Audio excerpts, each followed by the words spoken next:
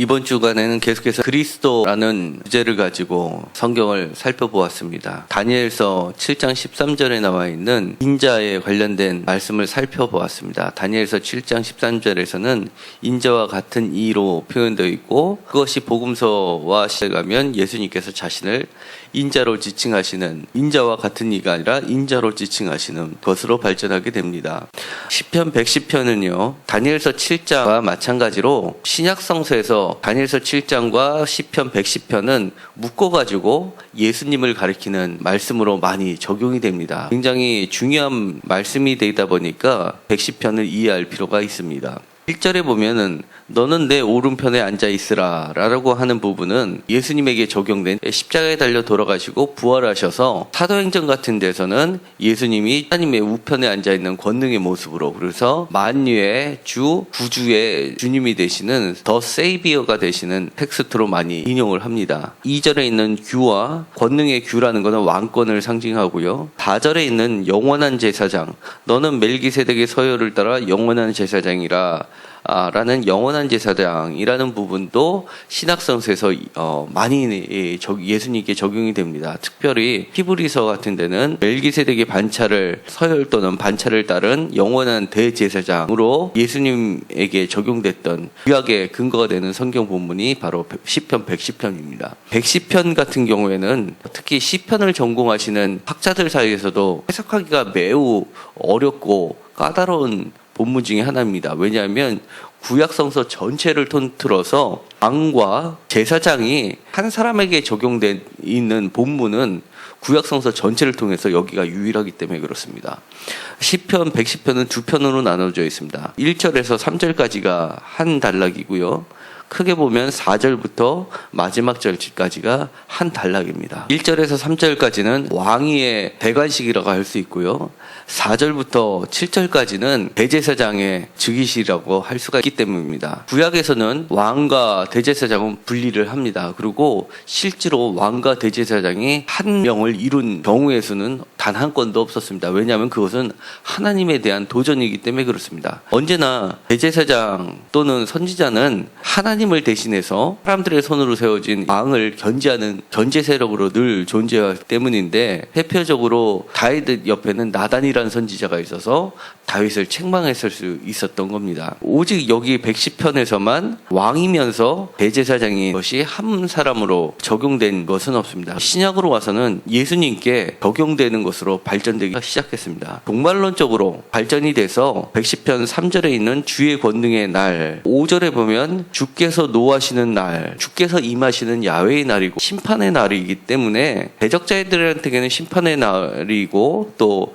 하나님을 따랐던 의로운 백성들에게는 신원의 날, 보상의 날이 되기 때문에 야훼의 날이 됩니다. 그런데 이런 종말론적으로 해석됐던 말씀이, 예를 들어서 공간복음서에서는 마태복음 22장, 마가복음 12장, 누가복음 20장, 22장, 사도행전 2장, 5장, 7장, 그 다음에 바울서신에서는 고린도전서 15장, 로마서 8장, 골로새서 3장, 에베소서 1장, 그 다음에 히브리서 1장, 8장, 10장, 12장, 그 다음에 기타 서신서들에서는 베드로전서 3장, 요한계시록 8장, 이런 다양한 곳에 전반적으로 다 사용이 될 정도로 이 110편은 사랑을 많이 받아왔던 시입니다. 110편 같은 경우에 왕이 즉위를 할 때 궁정에서 사용이 되었었던 노래이기도 하고요. 제2적 노래입니다. 그의 왕권을 하나님께서 인정하신 왕권으로 규정을 하면서 예식도 포함이 되어 있습니다. 다윗 왕 이후에 왕이 즉위할 때는 예언산부터 출발해서 예루살렘 성전까지 행진을 해서 입장을 하게 되는데요. 기온센에서 물을 따라가지고 시작을 합니다. 7절에 길가의 시냇물을 마심으로 라는 부분에서도 반영이 되어 있는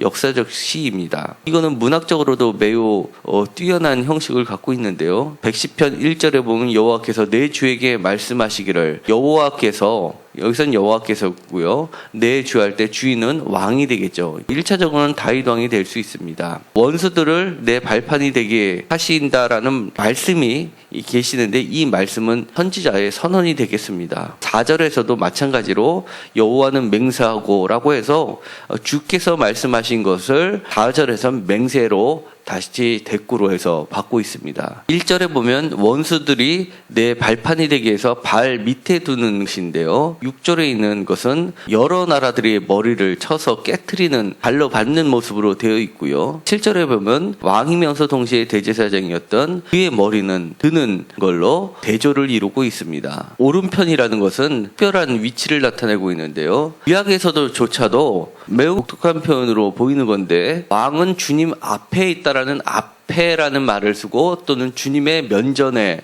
야훼의 면전에라는 푸니를 씁니다. 앞이란 말을 쓰는데 오른쪽이라는 표현을 붙인 거는 사실 구약성서 중에서도 찾아보기 어려울 표현 중 하나입니다. 비교 종교에서는 신의 오른편에 앉아있는 왕의 모습은 동굴벽화 같은 데서 나온 것은 바로한테 적용됐던 그림에서 나와 있을 정도로 이스라엘 사람에게는 매우 독특한 표현입니다. 오른편에 앉아있는 것이 신약성서에서는 매우 당연한 듯이 예수님께 적용됐었던, 매우 하나님과 친밀한 관계에 있고 실질적인 왕의 하나님의 행위를 하는 대리자 이상의 범죄까지 포함시키는 표현이라고 할 수 있습니다. 요한계시록 하나님과 어린 양은 나란히 앉아 있습니다. 옆이라고 표현하기도 어려울 정도로 완전한 유니티를 형성하는 것을 볼 수 있습니다. 그것처럼 점점점 이 110편에서 발전해서 예수님께 적용되고, 그런 예수님이 만유의 주가 되시고 만왕의 왕이 되시면서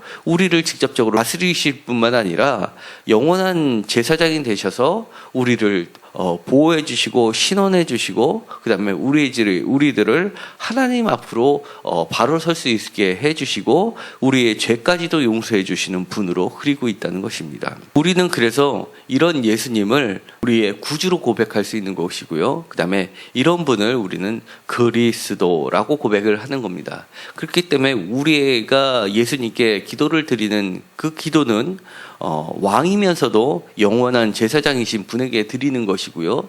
다른 어떤 세상이 말하는 종교의 신들에게 드리는 것하고는 차원이 다른 것입니다. 우리는 주님 앞에 간구를 하는 것이고, 또 주님께서 우리에게 주님의 이름으로 구하는 것을 무엇인지 들어주시다는 약속을 믿고 드릴 수 있는 것입니다. 우리는 주님 앞에 늘 서 있는 헌신하는 새벽 이슬 같은 주의 청년들이 되기를 주님께서는 원하고 계시는데요. 헌신한다는 말하고 하나님께서 거하신다는 말하고 우리가 예배드린다는 말하고 일맥상통하는 면이 있습니다. 우리는 주님 앞에 헌신하는 자이기도 하지만 주님 앞에 예배를 드리는 자이기도 하고 하나님의 일을 대행해서 세상 사람들 앞에서 행하는 자이기도 합니다. 새벽 이슬 같은 주의 청년들은 왕 앞에서는 군사적 행위들을 취하는 시위대 같은 역할을 하지만, 또 성전에서는요, 때로는 대제사장들 옆에서 하나님의 성전을 지키는 자들이기도 합니다. 새벽 이슬 같은 청년들은 하나님의 율법을 수호하기도 하고요, 왕의 명령을 수행하기도 하고 하나님의 뜻을 펼치는 사람들이기도 합니다. 새벽 이슬 같은 주의 청년들은 영적으로 얘기하면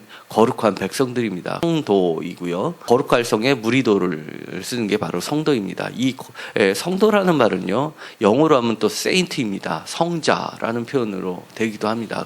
성도라는 그 자체가 얼마나 귀하고 특별한 존재라는 것을 다시 한번 깨닫게 됩니다. 주님께서 왕이시면서 영원한 제사장이 되신 예수님에게만 적용되는 말씀이 아닙니다. 왜냐하면 주님께서 이 땅에 인간의 몸으로 오셔서 모든 원수들을 발 아래 밟으시고 그들의 머리를 치시고 하나님께서 예수님의 머리를 드신 것처럼, 마찬가지로 우리들의 둘러싸고 있는 많은 사탄의 세력들을 깨부수고 또 우리들의 머리를 들어주신다는 약속이 되기도 하기 때문에 그렇습니다. 다시 한번 우리가 이 110편을 오늘 하루 종일 묵상하시면서요, 하나님께서 주님께서 허락하신 것을 주님의 피로 사시는 우리들, 그러니까 우리들이 더 이상 우리들이라는 존재가 아니라 주님의 피로 사신 하나님의 것이고 예수님의 것이라는 겁니다. 그러니까 우리들을 주님의 권능으로 입혀달라고 기도해 주시기 바랍니다. 그리고 또한 그렇게 믿으시고 우리 앞에 펼쳐지는 어떠한 길도 주님께서 가장 좋은 선하신 길로 인도됨을 믿고 따라가시기 바랍니다. 기도하고 마치기로 하겠습니다. 하나님, 오늘 110편을 묵상하면서 다시 한번 우리가 주님을 그리스도라고 고백한 그 의미를 되새기게 됩니다. 하나님께서 예수님을 만왕의 왕으로 또 영원한 제사장으로 삼으신 유일하신 분임을 다시 한번 깨닫게 되면서, 또한 그 주님께서 모든 것을 이기시고 모든 권능을 받으신 후 주님의 피로 사신 우리들을 다시금 그렇게 세워주신다는 것을 알게 되었습니다. 하나님, 우리가 주님에게 기도하고 간구하는 것은 그런 주님을 믿는다는 전제가 있습니다. 하나님, 저희들의 기도를 들어 응답하여 주시옵소서. 우리가 새벽 예술 같은 주의 청년이 돼서 날마다 주님 앞에서 주님을 섬기면서 지내는 자들이 되게 하여 주옵소서. 예수님의 이름으로 기도드렸습니다. 아멘.